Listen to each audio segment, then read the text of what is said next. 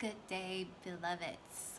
Welcome back to my channel, Nourishment 101, where everything that we talk about is nourishment.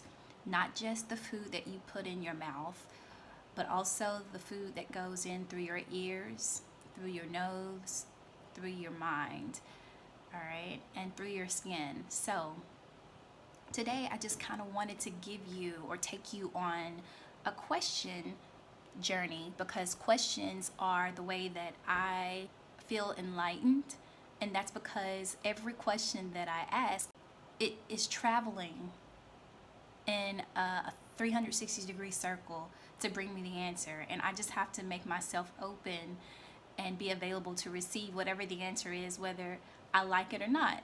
Back in 2012, I published my first book on questions called Creating the Need for an Answer Through the Influence of Questions. And if you just need something to help you get started, to open up your mind to receive, and that book is available on my website, nourishment101.com, which I will put the link here, because believe it or not, the answers are always there. They always have been. And this is something our ancestors knew.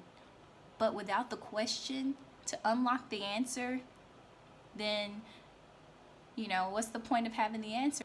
When you ask the right question, you can get to the answer quicker than by asking the questions out of sequence and then taking a long time to get the answer back to you. So we're going to go into how to ask the right questions. And the way you do that is just start with what you want to know most. What is the main idea? What is the parent thought? The parent thought is going to be related to a thought that dictates your whole belief system. And this is essential because you can relate thoughts to people in your life. So my parent thought is just as important as my parents. Those thoughts have offshoots, which would be called sibling thoughts or very closely related thoughts. And these are also important because they support that parent thought. And then you have your cousin thoughts, which are becoming a little bit more distant. These are the things that you don't think about on a daily basis, but they're still important to you. And then you have stranger thoughts, which are distant thoughts, thoughts that you very rarely think about on your day-to-day basis. But these are also equally important because these are what helps shape your immediate world, especially when a stranger comes in and shows you something you've never seen or heard before, and then it changes the complete way that you see the world from that point on. And we call those paradigm shifts. So strange thoughts can be paradigm shifting, and this is something to consider. I might be introducing some stranger thoughts into your world today that are going to be completely different from how you grew up. But sometimes we need that in order to shift our worlds in the direction that we truly want to go. So, the sun. I have done several videos on the sun, and understanding what the sun is something that's essential to all of us in order to really know where we are and what this place is, because the sun is the central focus of all of our lives. We see it daily, and it changes temperature. It affects us when it changes temperature, but we don't understand what it is. And when you're in a world where you have been programmed to see something a certain way, sometimes we have to remove that program, and that's what questions do. So creating the need for an answer through the influence of questions is about creating a doorway or passageway or opening the conduit to connect to who you really are. And the sun is called soul or solar, solaris, all of these different terms for the sun. And we also know that we have a soul. In my previous videos, I've showed how indeed the true face and true nature of the sun is a black hole. If you have not seen those videos, please go back and watch.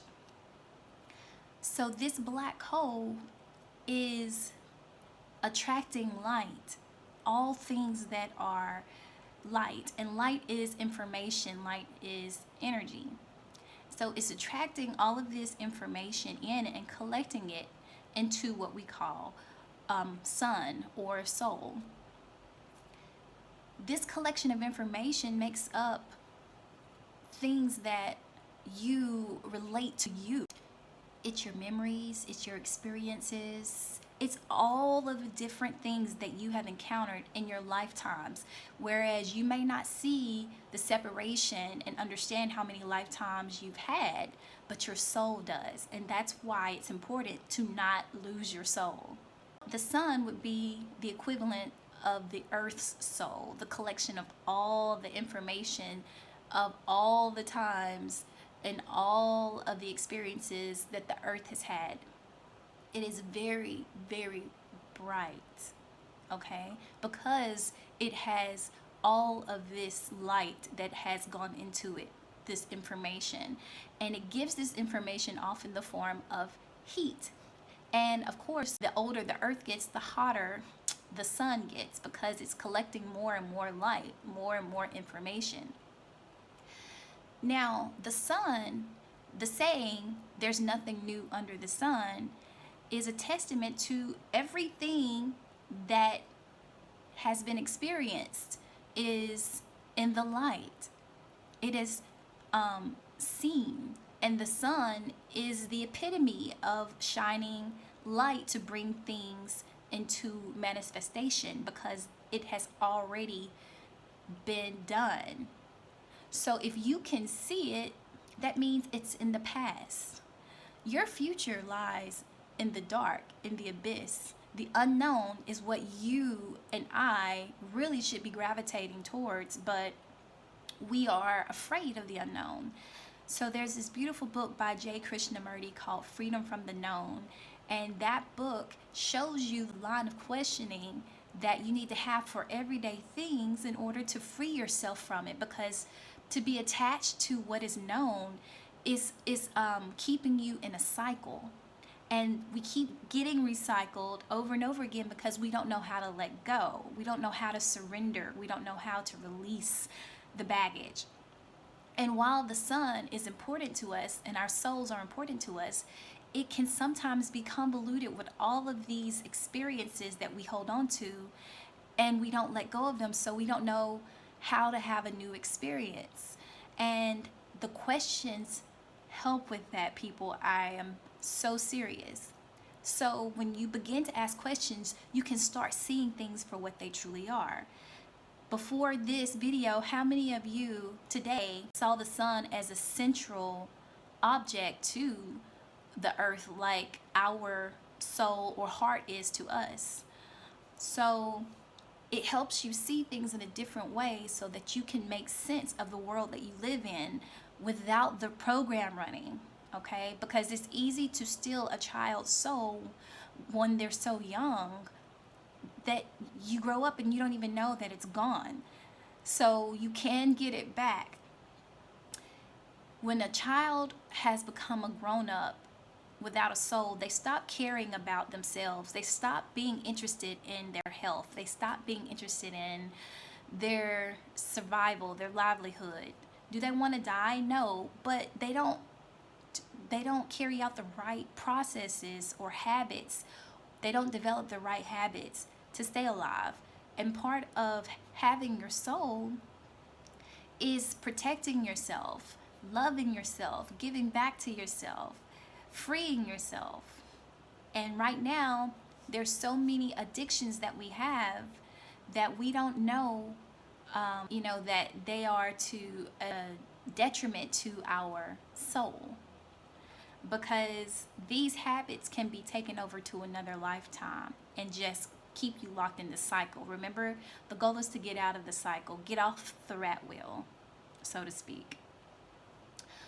So another question about the sun is,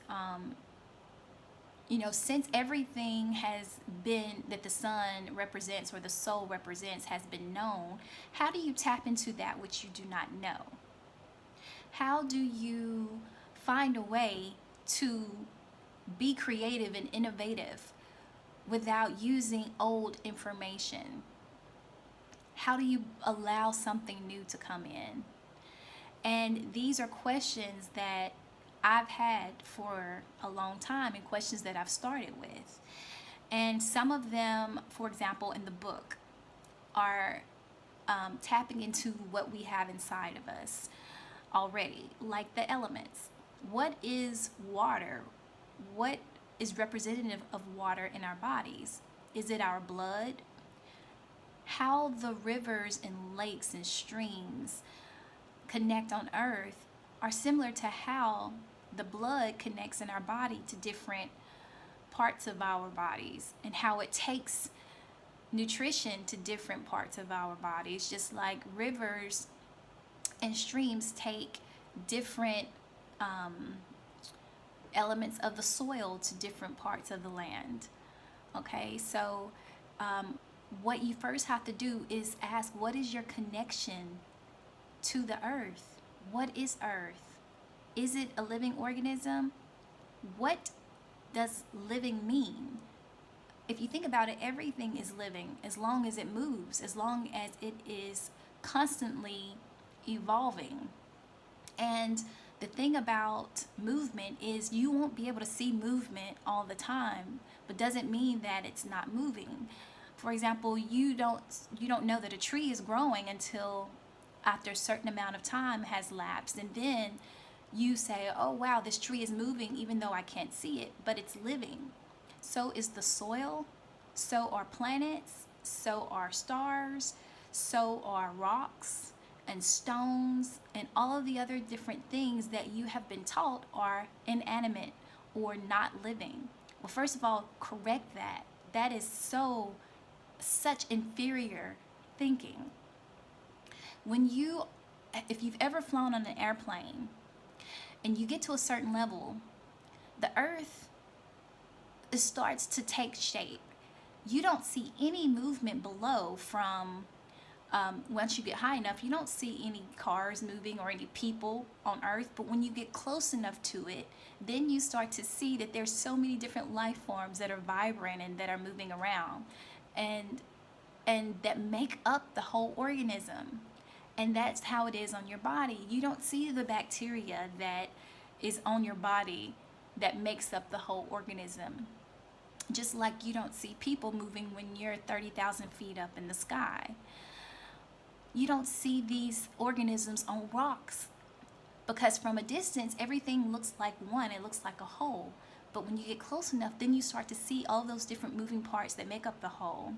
And this is something to carry with you, is just the understanding that everything is living. Gas particles are living. They're constantly moving. So water is made up of gases. Yes, our atmosphere, air, is made up of gases that are constantly moving and colliding with different particles. The air is living. The water is living. The earth is constantly shifting and moving. And fire is forever moving. The elements are alive, guys. They're living. And when you understand them, they'll give back to you. When you invest time, energy, questions into the elements, they will begin to open up their secrets to you. And so this is something to know, that is a part of who you are. Okay? And that's why our ancestors gave names to the elements, and they subscribed characteristics to them so that you understand the importance that they have in our own lives. And so there will be a part 2 to this, because I do see this continuing to go on and on. You know how I can talk and how my mind works, just going from one thing to another, because it's relating everything so that you can see the bigger picture.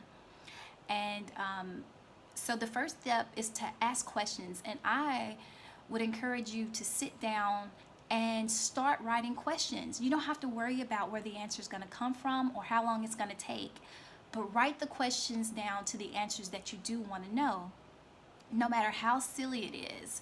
One of my questions starting off was, what does it take to live? Another question was, if water can exist in so many different forms, it can go It can be as a solid, a liquid, a gas. It can be in probably other forms that we are just not privy of to or understand. It can also flow upstream and downstream. It can levitate.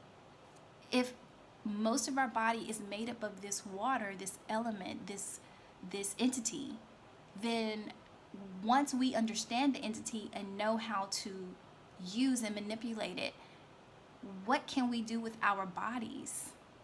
So it's questions like this that get your mind open and going. You don't have to know the answer, but to venture into unknown territory is like being a child again. And being a child is the key to access information. You have to be inquisitive, you have to be curious, and you have to be open. Okay? Thank you so much, beloveds, for your time, and thank you for the love and support. And as always, have a beautiful, beautiful day.